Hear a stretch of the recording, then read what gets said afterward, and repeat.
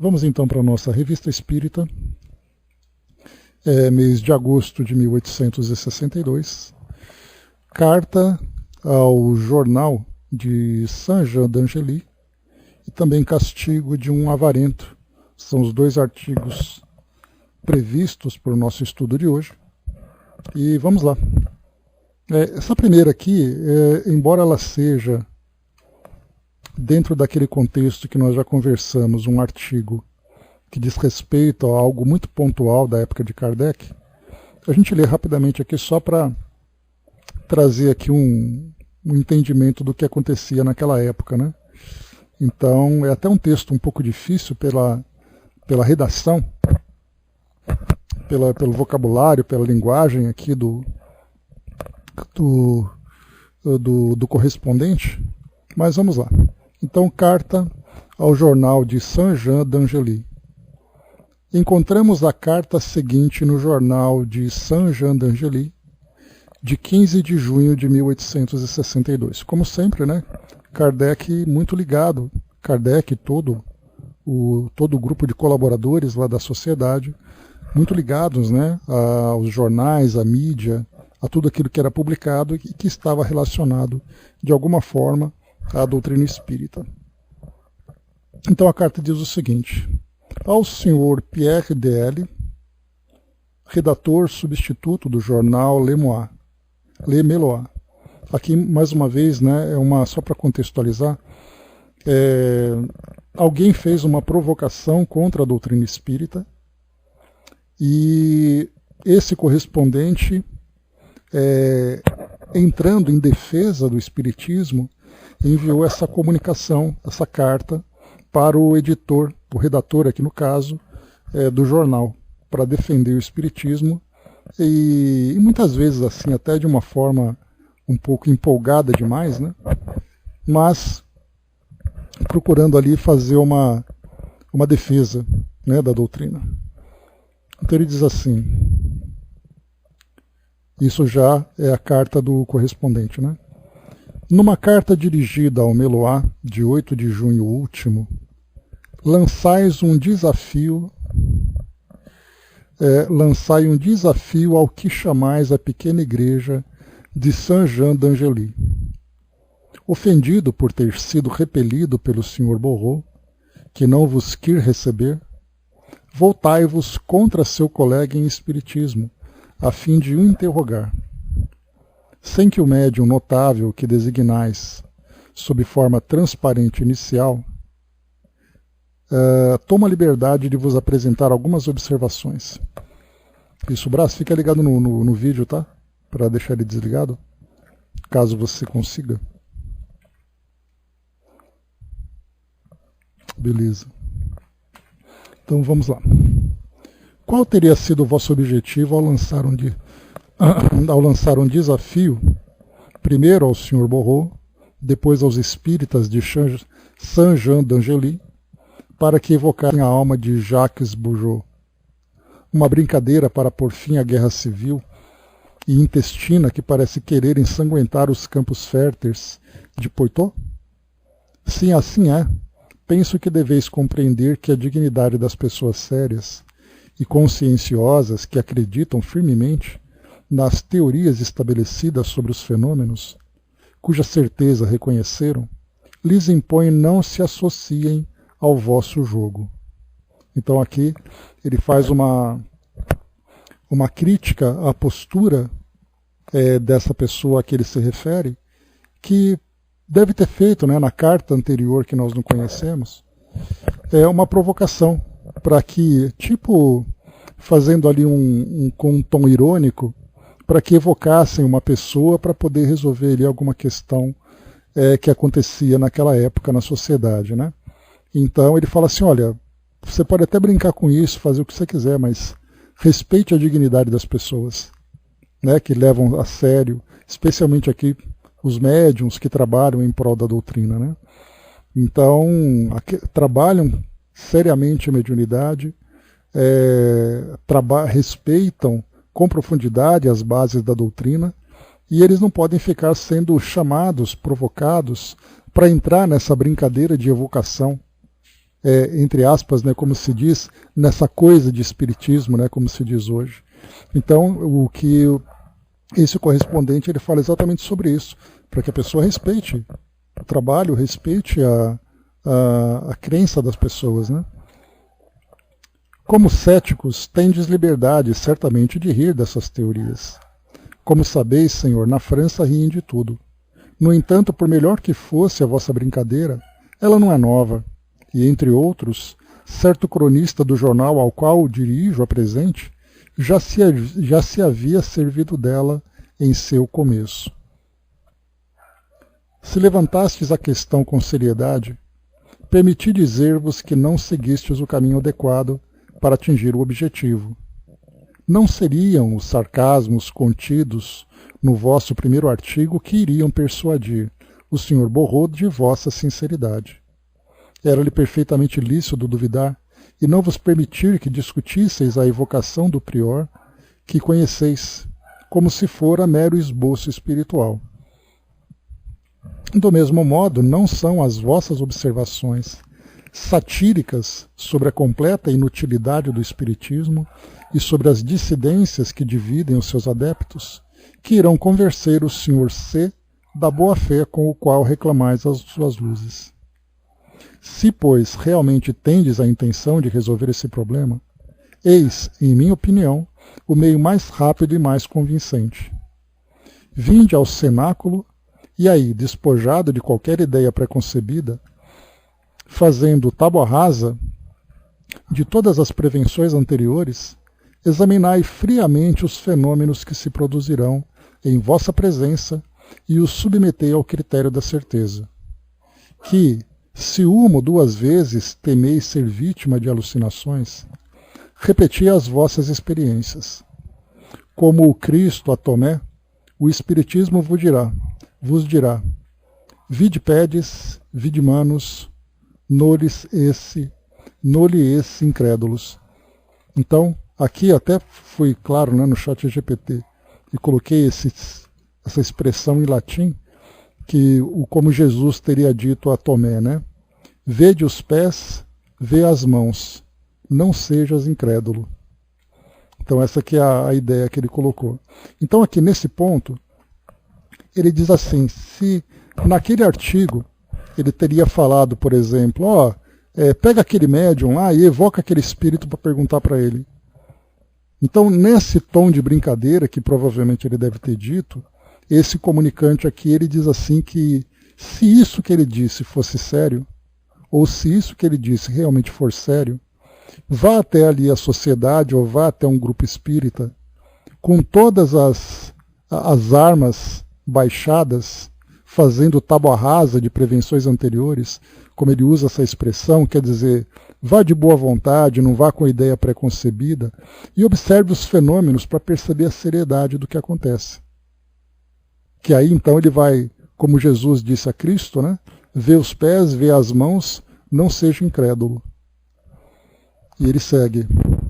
E se tais experiências levam sempre ao mesmo resultado, conforme todas as regras da lógica, deveis ter confiança no testemunho dos vossos sentidos, a menos que estejais reduzido ao mais completo ceticismo no que não posso crer.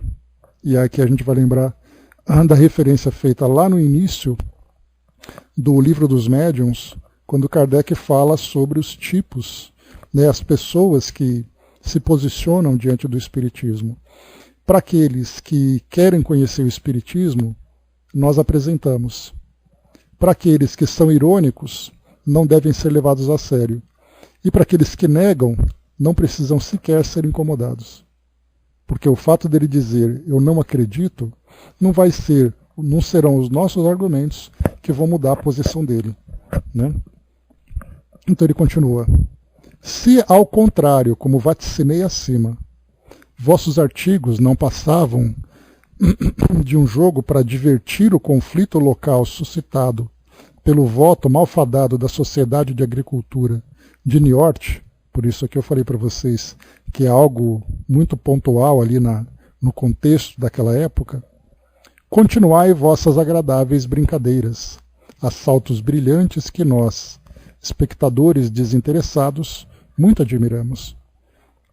Apenas permitirei aos espíritas que conservem a sua fé. Apenas permitireis aos espíritas que conservem a sua fé. Com efeito, nem sempre a zombaria tem razão. O aforismo "o ridículo mata" não é de uma exatidão a toda prova, e poderíamos dizer a essa arma tão cruel, sobretudo entre nós, o que foi dito a uma personagem da comédia. E foi dito: todos os que matais passam muito bem. Riram de todas as grandes coisas, trataram-nas como loucura, o que não as impediu de se realizassem. Riram da existência de outro mundo, e a América foi descoberta. Riram do vapor, e estamos no século das estradas de ferro. Riram dos barcos a vapor de Follon, seu inventor, que agora navegam em nossos mares e rios. Riram, inclinai-vos, Senhor. Riram do Cristo e sua sublime loucura, a loucura da cruz. Conquistou e subjugou o universo. Assim, se no momento o Espiritismo está na berlinda, exposto aos epigramas dos discípulos de Voltaire, assume sua posição e segue seu caminho. O futuro o julgará. Então, bom dia, Didima. Então ele fala para nós aqui em cima de que há algumas das situações que foram alvo de muita incredulidade. Então ele fala, por exemplo, no passado que os navegantes, os navegadores daquela época do século XIV, do século XV, século XVI, tinha aquela ideia de fazer a circunnavegação, de ir numa direção e dar a volta ao mundo, como Colombo propunha naquela época. E muitos diziam: olha, se você navegar o tempo todo naquela direção, você vai chegar no fim do mundo e vai cair. E aí, mesmo assim, ele fez a navegação e o continente americano foi descoberto. Descoberto, digamos, oficialmente, né? Porque outros já tinham vindo para cá. Depois ele fala: riram do vapor e estamos nos séculos das estradas de ferro. Porque ninguém poderia dizer que o simples vapor seria capaz de movimentar grandes máquinas. E os cientistas que começaram a trabalhar nessas experiências eram ridicularizados. E foi exatamente por causa do vapor que aconteceu a Revolução Industrial.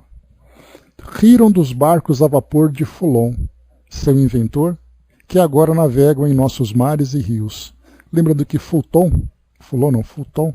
ele foi um engenheiro que ele criou um barco a vapor, e apresentou para indústrias lá na Europa, na Inglaterra, na França, e ninguém acreditou nele. Ele foi ridicularizado, dizendo: é impossível um barco ser movido pelo vapor. E aí então ele foi para os Estados Unidos e apresentou isso lá. E aí então as indústrias acreditaram naquilo e os barcos começaram a ser produzidos. E depois, finalmente, ele fala para nós sobre Jesus. Que a proposta dele, na sua sublime loucura e a loucura da cruz, conquistou e subjugou o universo. A gente vai lembrar, eu lembro que Divaldo, inclusive, fez um comentário sobre isso, e a gente vai encontrar também ali outras propostas de muitas filosofias que se desenvolveram no decorrer dos séculos e milênios, que quando surge uma ideia nova, bom dia, Dakota, quando surge uma ideia nova que vai contra um pensamento dominante, essa ideia nova ela passa por 3 fases. A primeira fase é a fase da ridicularização. Então riem, fazem zombaria, como ele comenta aqui para nós, assim como aconteceu com o cristianismo, assim como aconteceu com a própria doutrina espírita. Então, primeiro riem, acham que aqueles que são os seguidores, os praticantes, são loucos, são pessoas que não têm qualquer noção do ridículo. Mas depois, quando, mesmo assim, com toda essa zombaria, Jesus passou por isso novamente, percebendo que aquela ideia permanece, vem a área do combate. Então param de rir e começam os ataques.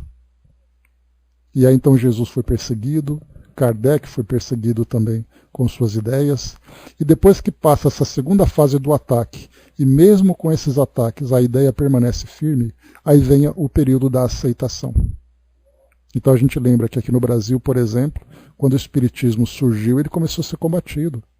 Começou a ser ridicularizado inicialmente, depois a própria igreja e a sociedade, né, lembrando que no século XIX, quando o Brasil ainda era o Brasil colônia, nós tínhamos uma Constituição, a Constituição do Império, que determinava que o Brasil era um país laico, que o Império Brasileiro era o Império Católico, desculpem, oficialmente a religião. E somente depois com a República o Brasil se tornou laico. Mas ainda assim ele passou por todos esses combates, todas essas perseguições. Né? A mesma coisa também, Brás. Né? A mesma coisa também com o senhor Gugel. Então é isso que ele comenta aqui. E aí então ele complementa que o Espiritismo está na berlinda. E mesmo assim então o futuro vai julgar. Se esse sistema está baseado na verdade, nem pilheras nem paixões prevalecerão contra ele. Se não passa de um erro muito generoso, é bom confessar, em nosso século de materialismo ele irá encontrar no nada as 1001 aberrações do espírito que, sob nomes diversos e extravagantes, desviaram a humanidade. Recebei, Senhor, a expressão de minhas atenciosas saudações. Um adepto, né? Essa foi a assinatura. E aqui então Kardec faz um comentário sobre esse pequeno artigo. Não é a primeira vez que um adepto aceita o desafio lançado contra o Espiritismo pelos zombadores, e mais de um, entre esses últimos, puderam convencer-se de que se defrontavam com uma parte mais forte e mais numerosa do que imaginavam. Assim, muitos agora compreendem que é mais prudente calar-se. E, depois, é preciso dizer que as ideias espíritas penetraram até mesmo o campo dos adversários, onde começam a sentir-se ultrapassados e então esperam. Hoje o espiritismo já não é mais professado em segredo. As pessoas se dizem espíritas abertamente, como se confessam francesas ou inglesas, católicas, judias ou protestantes, partidárias desta ou daquela filosofia. Todo receio pueril foi banido. Que, pois, todos os espíritas tenham a coragem de suas opiniões, que é o meio de calar a boca dos detratores e levá-los à reflexão. O espiritismo cresce incessantemente como uma vaga que sobe e circunscreve a ilhota, inicialmente muito grande, mas que alguns dias mais tarde será reduzida a um ponto. Que farão os negadores quando se virem sobre esse ilhéu, cada dia mais reduzido pelo oceano das ideias novas? Vemos crescer a onda que nos transporta, eis porque não nos inquietamos. Um dia, porém, os que estiverem na ilhota, apavorados pelo isolamento, estenderão os braços e nos rogarão socorro. Então, esse aqui mais um caso que Kardec apresenta, de alguém que ataca o espiritismo, e vem ali um defensor, né, alguém que traz argumentos para poder defender aqueles que se opõem à doutrina. E nós vemos aqui que é uma mistura, na época de Kardec, entre o sarcasmo, a ironia contra o espiritismo, também com o combate, principalmente o combate que acontecia nas igrejas, onde muitos religiosos, nos seus púlpitos, atacavam diretamente, dizendo que o espiritismo era uma coisa do diabo. Né? Então, aqui apresenta para nós então mais uma defesa a favor do espiritismo. Mano colocou, né, às vezes, mesmo hoje, é melhor silenciar, porque as controvérsias depõem contra a doutrina do amor e da paz. Né? Pois é. É que muitas vezes, né, tomados pela paixão pela doutrina, muitas vezes nos sentimos ofendidos. E às vezes, né, pela forma como nós queremos defender, nós acabamos ali criando muito mais polêmica. Né? Eu me lembro de uma vez que aconteceu de alguém escrever contra o Chico. E aí então espíritas ficaram assim absolutamente indignados e partiram para cima daquele ofensor, mostrando o espiritismo muito agressivo, como se o Chico precisasse ser defendido de alguma coisa que ele fez. Né? Então, a mesma coisa aconteceu com a doutrina também. O próximo artigo, um artigo bem interessante, castigo de um avarento. Então diz assim para nós: François Riquier, homem muito comum, era um velho solteirão avarento, morto em C, aqui é só a inicial, há 4 ou 5 anos, deixando aos colaterais uma fortuna considerável. Tinha sido senhorio de uma das nossas amigas, a senhora F. Essa senhora o havia esquecido por completo, quando sua filha, ultimamente sujeita a crises de epilepsia, seguidas de sono magnético espontâneo, viu, durante o sono, o Sr. Riquier, o qual, diz ela, queria falar com sua mãe. Alguns dias mais tarde, a filha da senhora F, aliás, bom médium escrevente, tomou o lápis e obteve a comunicação seguinte, ao final da qual Riquier pôs seu nome e endereço completo. Lembrando aqui, né, que o termo médium escrevente era o que Kardec utilizava, né, e assim consta lá no livro dos médiuns. Mas hoje nós dizemos, né, médium psicógrafo. Né? Vamos lá. Eis a comunicação, que é um novo exemplo das penas reservadas aos espíritos culpados. Como ele se manifestara espontaneamente e exprimira o desejo de falar à senhora F, foi-lhe feita essa pergunta: que quereis de nós? E ele responde: o meu dinheiro, que aqueles miseráveis tomaram todo para repartirem entre si. Venderam minhas fazendas, minhas casas para dividir tudo. Dilapidaram meus bens como se não fossem meus. Fazei-me justiça, porque eles não me escutam e não quero presenciar tais infâmias. Dizem que eu era usuário e guardam meu dinheiro.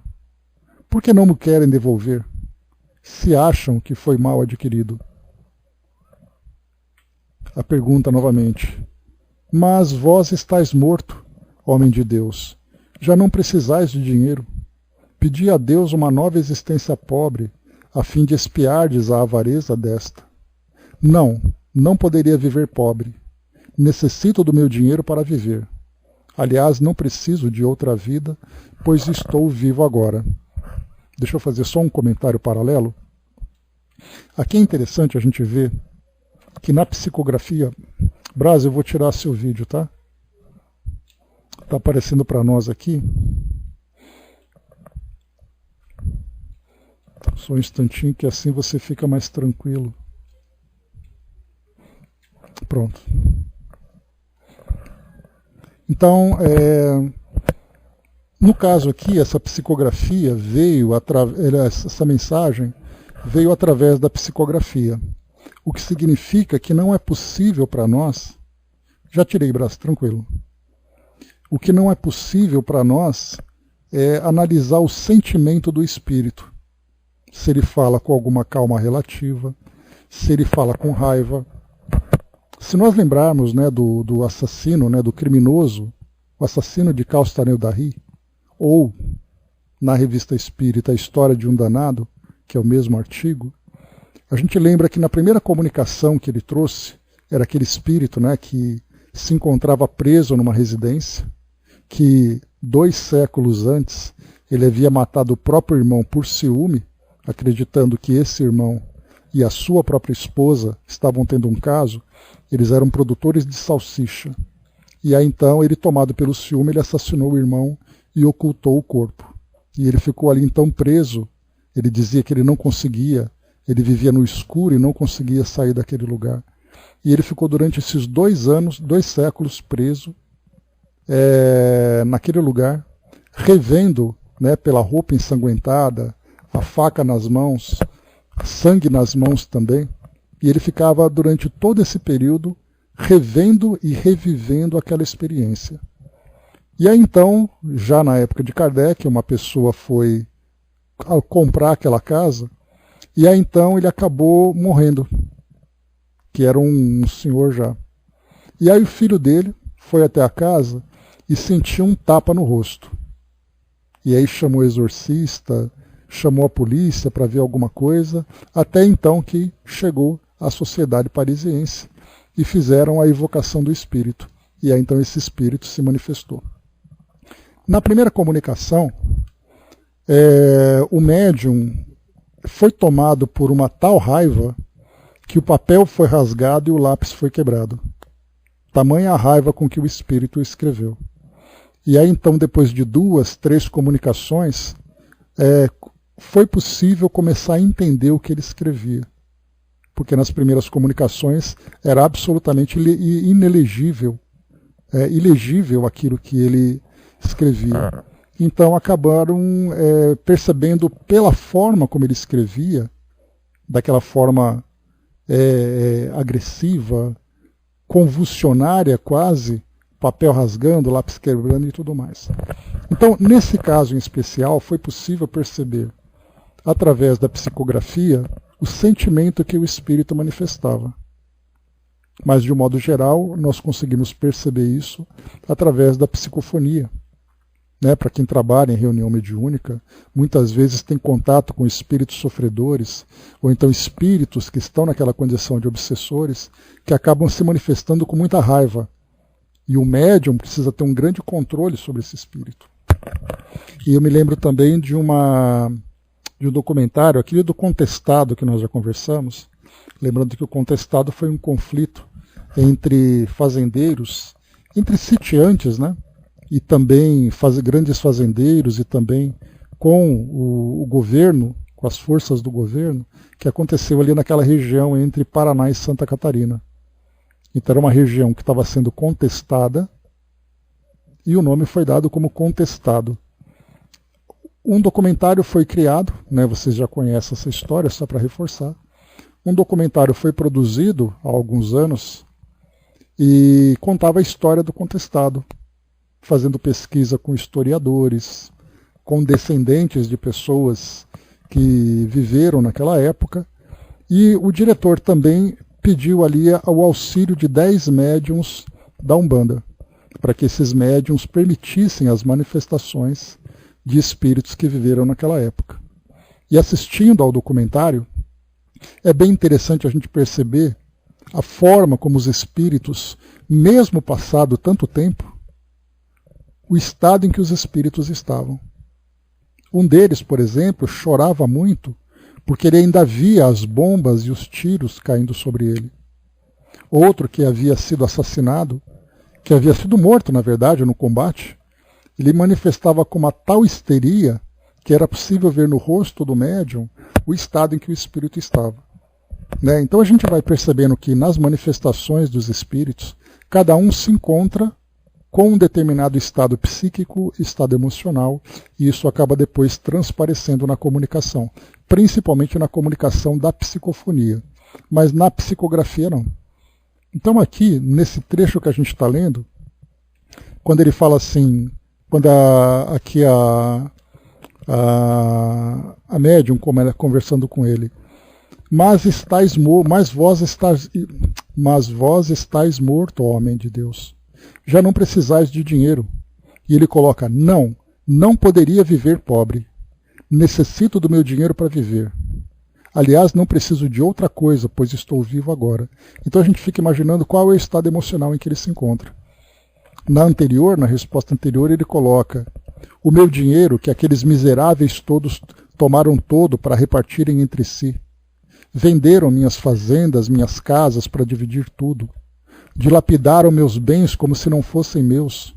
Fazei-me justiça, porque eles não me escutam, e não quero presenciar tais infâmias. Então a gente vê aqui pelo tom com que ele escreve, o estado em que ele está. E outro detalhe importante que nós temos que acompanhar aqui nas entrelinhas. Fazei-me justiça, porque eles não me escutam e não quero presenciar tais infâmias. É aquele espírito que muitas vezes se encontra obrigado a presenciar as discussões de família para dividir os bens e ele não pode fazer nada. E ele provavelmente, quando ele diz, eles não me escutam, dá para a gente imaginar ele tentando gritar ali do lado, protestar contra o que estão fazendo, e ele simplesmente não é ouvido, não é escutado. Para esse espírito, na maioria das vezes, isso vem como uma punição. É exatamente ali uma expiação que ele está vivendo, pelo fato dele ser avarento, de ter provavelmente excluído a família dos interesses, né, ou dos benefícios que a riqueza dele poderia oferecer, e agora ele é obrigado a ver a indiferença dos familiares com total interesse em repartir esse patrimônio. Então olha quanta coisa interessante a gente vê, né, nesse parágrafo, trazendo para nós o sentimento, trazendo para nós a resposta que os familiares dão, a tentativa dele protestar e não poder ficar absolutamente ali impassível, ficar ali impossibilitado, ficar ali, me fugiu a palavra, ficar totalmente... sem possibilidade nenhuma de se manifestar, né? Impotente, me lembrei aqui agora, né? Totalmente impotente diante daquilo que acontecia. Seguindo então aqui. A pergunta seguinte foi feita com o objetivo de o trazer à realidade. Sofreis? Oh, sim, sofro piores tortura que a doença mais cruel, porque é minha alma que suporta essas torturas. Tenho sempre presente no pensamento a iniquidade de minha vida que para muitos foi motivo de escândalo. Bem sei que sou um miserável, indigno de piedade, mas sofro tanto que necessito de ajuda para sair desse estado miserável. Então realmente aqui a gente vê que a provocação que foi feita com essa pergunta fez um efeito sobre ele, porque ele tirou o foco da riqueza dele que trazia tanta dor para ele, de ver ali a indiferença que ele sentia, para ver aqui o estado real em que ele se encontrava. Essas piores torturas que ele sentia, que era exatamente ali de ver que espiritualmente ele era um miserável. Oraremos por vós. Obrigado. Rogai para que eu esqueça minhas riquezas terrestres, sem o que jamais poderia arrepender-me. Adeus e obrigado. Já vimos aqui a mudança no tom de voz dele. Ele assina então François Riquier, Rua de la Charité, número 14. Kardec coloca uma observação. Este e muitos outros exemplos análogos provam que o espírito pode conservar, durante muitos anos, a ideia de que ainda pertence ao mundo corpóreo. Esta ilusão não é exclusiva dos casos de morte violenta. Parece ser a consequência da materialidade terrena, da vida terrena. A persistência do sentimento de tal materialidade não pode ser saciada. É um suplício para o espírito. Além disso, aí encontramos a prova de que o espírito é um ser semelhante ao ser corpóreo, embora fluídico, porque, para que ainda se julgue neste mundo, continue ou acredite continuar, poder-se-ia dizer, para consagrar-se aos seus negócios, ser preciso que ele veja em forma e num corpo como em vida. Se dele não restasse mais do que um sopro, um vapor, uma centelha, não poderia enganar-se quanto à sua situação. É assim que o estudo dos espíritos, mesmo vulgares, vem nos esclarecer quanto ao estado real do mundo invisível e confirmar as mais importantes verdades. Então aqui 2 pontos para a gente poder destacar. 3 pontos. Primeiro, que o espírito se vê diante da sua realidade, na realidade em que ele se encontra, o reflexo daquilo que ele vivia quando encarnado. E faz com que ele, então, procure se desviar daquilo que era dos seus interesses no mundo terreno, vivendo agora apenas dos interesses do mundo material. Mas para ele é uma prova, para ele é um grande desafio. E depois, se dele não restasse mais que um sopro, não poderia enganar-se quanto à sua situação. Quando Kardec coloca isso, é para aqueles que acreditavam que o espírito, depois da desencarnação, apenas se tornava algo vaporoso, algo sequer sem forma, sem personalidade.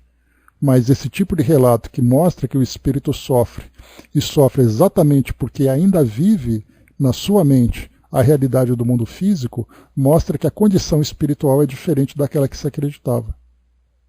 principalmente com a ideia do panteísmo naquela época, que dizia que o espírito, quando morre, ele volta para o todo universal, ele se dissolve no universo, e na verdade não, ele se mantém firme, cada vez mais restrito na sua personalidade.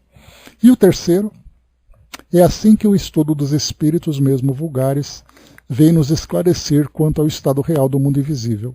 Então, não é somente através das mensagens nobres dos espíritos elevados que se aprende sobre o mundo espiritual, mas estudando espíritos em todas as condições. É aí que entra o grande valor do livro Céu e Inferno, que muitos espíritas acabam subestimando, acreditando que apenas o Evangelho, o Livro dos Médiuns ou o Livro dos Espíritos são aqueles mais importantes. Mas quando nós analisamos aquela segunda parte, quando Kardec traz as entrevistas daqueles 60 e tantos espíritos, 64, 65, se eu não me engano, nas suas mais variadas condições, desde as melhores condições dos espíritos felizes até aqueles mais miseráveis, como é o caso dos suicidas, estudando detalhadamente cada um dos casos, nós extraímos aprendizados extremamente profundos, principalmente porque essas condições refletem as condições em que nós estamos agora. E nós seremos esses espíritos no futuro, cada um de nós se encaixando numa determinada categoria, ou daqueles mais felizes, que é o que a gente espera, ou daqueles ainda que sofrem as expiações, aqueles que sofrem as misérias, aqueles que sofrem o arrependimento, enfim. Cada um vivendo a sua realidade. O Dudu colocou, né? Você sabe que quando acontece de um irmão vir assim, ele ocupa tanto espaço do tempo, que mesmo com todos os médiuns ajudando no passe e na sustentação, acaba que dá um trabalho enorme e pesado ao grupo. Até quando ele sai. O médium fica, por vezes, muito cansado. Só sai do trabalho quando ele, médium, se sente apto a ir embora dos trabalhos. Pois é, bem interessante, Dudu. Porque a gente pode colocar essa ideia do trabalho que acontece para lidar com esses espíritos nessa condição de maior sofrimento, de maior revolta, o que acontece num pronto-socorro. Quando chega um paciente no estado grave, toda a equipe se mobiliza em torno dele. Então aquele que está fazendo inalação, aquele que está sentindo dor de cabeça, ele fica ali aguardando a vez dele, enquanto aquele que chega numa condição de risco de vida ou risco de morte, né, ele acaba recebendo toda a atenção de médicos, enfermeiros, atendentes, para tentar o mais rápido possível estabilizá-lo. A mesma coisa acontece numa reunião mediúnica. Quando chega um médium, um espírito, nessa condição tão perturbadora, é necessário que toda a equipe se concentre em torno dele. E há espíritos, por exemplo, né, como o Dudu comentou, em que toma muito tempo, porque não é simplesmente o espírito chegar, apresentar-lhe uma condição, despedir e vai embora. Da mesma forma que o espírito chega para ser assistido, ele tem que sair numa condição pelo menos melhor do que ele veio. Mesmo que ele não consiga estar definitivamente estabilizado, ele precisa ser esclarecido, ele precisa ser apoiado, aconselhado, mesmo que ele vá embora adormecido, mas é um processo, não é simplesmente dar um toque e o espírito adormecer. É um processo que vai acontecendo através ali da conversa, da fluidoterapia, do trabalho conjunto entre plano físico e plano espiritual, então por isso pode ser demorado. E o médium, nesse caso, dada a densidade dos fluidos que aquele espírito acaba emanando e envolvendo o médium também, essa certeza de que o médium precisa estar bem no final para poder ir embora. Porque do contrário ele se torna, na verdade, ali mais um em desequilíbrio por causa exatamente da influência desses fluidos.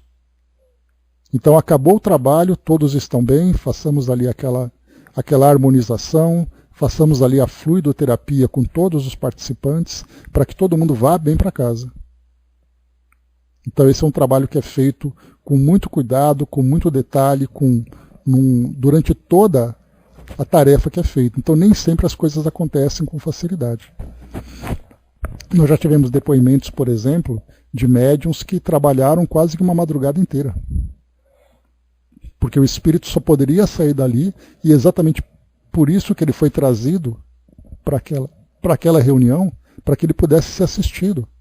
E ali então as horas foram passando, até que o espírito estivesse em condição mínima de ser desvinculado do corpo do médium para ser assistido.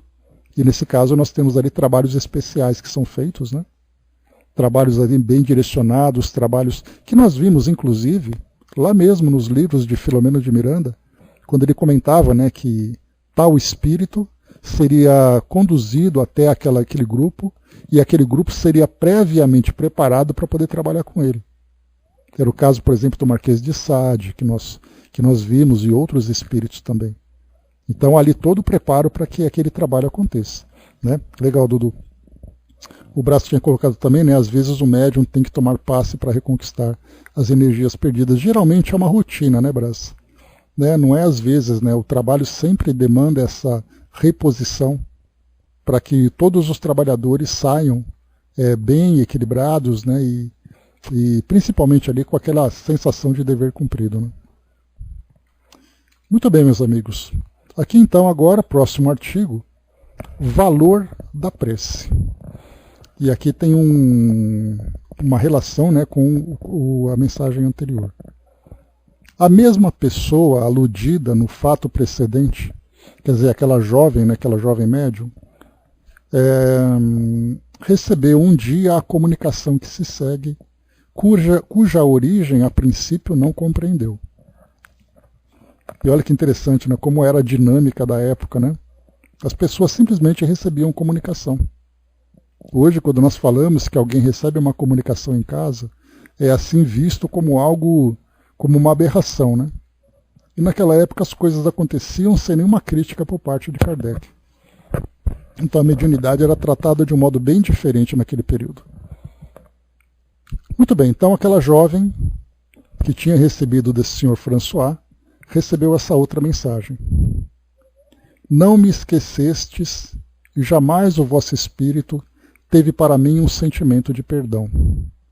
É verdade que vos fiz muito mal, mas há muito venho sendo punida por isso. Não parei de sofrer. Vejo que cumpris os vossos deveres com tanta coragem para prover as necessidades de vossa família, mas a inveja não cessou de me devorar o coração. Vossa... Aí abre parênteses aqui. Aqui paramos para perguntar quem podia ser. O espírito acrescentou: não me interrompais. Darei meu nome quando terminar. Vossa resignação, que acompanhei, foi um dos meus maiores sofrimentos. Tende um pouco de piedade de mim, se de fato sois discípula do Cristo. Eu estava muito só na terra, não obstante entre os meus, e a inveja foi o meu defeito mais grave. Foi por inveja que dominei vosso marido. Parecia que retomáveis o domínio sobre ele, quando vos conheci e me interpus entre vós. Perdoai-me, e tende coragem para que, por sua vez, Deus tenha piedade de vós. Minha irmã, que oprimi durante minha vida, é a única que tem orado por mim, mas são as vossas preces que me faltam. As outras não trazem para mim o selo do perdão. A Deus, perdoai. Angeli Roger. Então, 2 pontos aqui também, né? A gente tem cheio de detalhezinhos para comentar. Então, essa jovem recebeu essa comunicação, sem entender, porque tenha piedade de mim, a sua prece, me perdoa, e essa jovem deve ter pensado, né? Olha, mas quem é esse espírito? Porque eu não tenho nenhuma história assim. E aí então ela interrompeu um espírito. E isso mostra que, nesse caso, a falta de experiência em lidar com comunicações. Porque geralmente quando vem uma comunicação espontânea, nós esperamos vir a comunicação completa para saber do que se trata. E ela, quando interrompeu o espírito, ela foi então advertida para que ela não interrompesse e esperasse que no final a mensagem viria. E segue, acrescenta aquela senhora: então me lembrei perfeitamente da mulher, morta há cerca de 25 anos e na qual não pensava desde muitos anos. Pergunto-me como as preces de sua irmã, virtuosa e doce criatura, devotada, piedosa e resignada, não sejam mais frutuosas do que as minhas. Mesmo assim orei e perdoei. O próprio Espírito dá a explicação quando diz: As preces dos outros não trazem para mim o selo do perdão. Somente isso. E aí Kardec completa. Com efeito, aquela senhora, a principal ofendida, tendo sofrido mais pela conduta da outra, saturava sua prece de perdão, o que deveria tocar ainda mais o espírito culpado. Orando, sua irmã não fazia, por assim dizer, senão cumprir um dever. Por outro lado, havia um ato de caridade. A ofendida tinha mais direito e mais mérito para pedir graça. Seu perdão, pois, deveria tranquilizar mais o espírito. Ora, sabe-se que o principal efeito da prece é agir sobre o moral do espírito, seja para o acalmar, seja para o conduzir ao bem. Trazendo-o ao bem, ela apressa a clemência do juiz supremo, que sempre perdoa o pecador arrependido. A justiça humana, em que pese a sua imperfeição em face da justiça divina, oferece-nos frequentes exemplos semelhantes. Se um homem for levado ao tribunal por ofensas a alguém, ninguém o defenderá melhor, nem obterá mais facilmente a sua absolvição do que o próprio ofendido, vindo generosamente retirar a queixa. Então até esse ponto aqui, depois tem uma continuação ainda, mas até esse ponto, o que é colocado para nós é que aquela mulher que foi a traidora da história, que foi a que provocou o mal para a mãe dessa jovem, de 25 anos no passado, a irmã dela era uma pessoa muito virtuosa e fazia preces por essa desencarnada. Embora essas preces fossem consoladoras, trouxessem o carinho, o amor, para que ela se sentisse mais confortável, isso não tiraria dela o peso na consciência. E para que esse peso fosse retirado, era o perdão por parte daquela que foi ofendida que daria a ela aquela absolvição pela própria consciência. Por isso, então, ela pedia esse perdão e pedia essa prece impregnada com esse sentimento nobre de perdoar para que ela se sentisse tranquila. Então, por mais que se orasse por ela, por mais que se aliviasse ou tentasse aliviar a consciência dela, nada poderia mudar do que o perdão por aquela que foi ofendida. Mesmo que ela recebesse todas as bênçãos do mundo, ela nunca teria tranquilidade se ela não fosse perdoada por aquela que foi ofendida. André colocou, né? Então a irmã é que sofreu a inveja da que partiu, me perdi e não entendi quem orou por quem. Essa mulher que sentia inveja dessa senhora, acabou depois, né, por essa inveja, por ter envolvido o marido dela e tudo mais, ela então provocou esse sofrimento, provavelmente ali desestabilizando o casamento e tudo mais, e ela desencarnou. A irmã dessa mulher que desencarnou, que era uma pessoa nobre, e estava sempre fazendo preces pela família. Mas aquela senhora que foi a ofendida, ela nunca tinha demonstrado esse perdão. Na verdade, ela tinha se mostrado, pelo que nós vimos aqui, indiferença. Aquela mulher morreu, vai com Deus, né, como dizia lá no Memorial de Maria Moura, né? Deus te abençoe, diabo que te carregue. Então a mulher morreu, acabou, então ela simplesmente foi esquecida. Só que o fato dela ter sido esquecida por essa senhora que foi ofendida não significa que ela se sentisse perdoada, e de fato ela não tinha recebido isso expressamente. Então quem orava por essa mulher que desencarnou, com todo esse carinho e tudo mais, ela é irmã dela, mas a mulher ofendida ainda estava ali relacionada com ela de alguma forma. Né? Então, por mais que se faça prece por alguém, isso alivia, mas é somente nos ajustes de conta que de fato o espírito se sente liberto. Deu para pegar, Andréia? Eram 3 pessoas que nós estávamos falando ali, né? Essa mulher que causou a intriga, a vítima dela e a irmã que fazia a prece por ela. Tá? E nesse caso foi a jovem que recebeu a comunicação. Então aqui, após ter sido lido na Sociedade de Paris, a comunicação acima ensejou a seguinte pergunta, proposta por um de seus membros. Isso. Vamos lá. Os espíritos solicitam constantemente preces aos mortais. Será que os espíritos bons não oram pelos sofredores? Nesse caso, por que as preces dos homens são mais eficazes? A resposta que se segue foi dada na mesma sessão por Santo Agostinho pelo médium Evese. Então Santo Agostinho diz assim: Orai sempre, meus filhos. Já vos disse, a prece é um orvalho benfazejo que deve tornar menos árida a terra ressequida. Venho repetir mais uma vez e acrescentar algumas palavras em resposta à pergunta que me dirigistes. Perguntais por que os espíritos sofredores preferem pedir-vos preces a nós. As preces dos mortais são mais eficazes que as dos bons espíritos? A dos espíritos bons? Aqui, só um parêntese rápido. Tem uma igreja aqui em São Paulo, que fica ali na estação Armênia do metrô, aqui quase no centro da cidade, que chama Igreja das Almas. E tem um velário grande ali onde muitas pessoas, principalmente em época de finados, vão acender velas em nome das almas. E aí a gente teve aquele caso lá na Itália, onde o Clóvis Nunes, junto com a Ilse Scamparini, aquela repórter da Globo, foram fazer aquele documentário sobre aquela igreja das almas do purgatório, que pediam sempre, através de fenômenos de materialização, pediam preces porque se encontravam em sofrimento. E aquele documentário, que foi bem interessante, né, que está disponível até na internet, no YouTube, para quem quiser conhecer. Então, eram espíritos sofredores que iam nas igrejas pedir prece para aliviar o seu sofrimento. Por isso tem muito a ver com essa questão que foi colocada.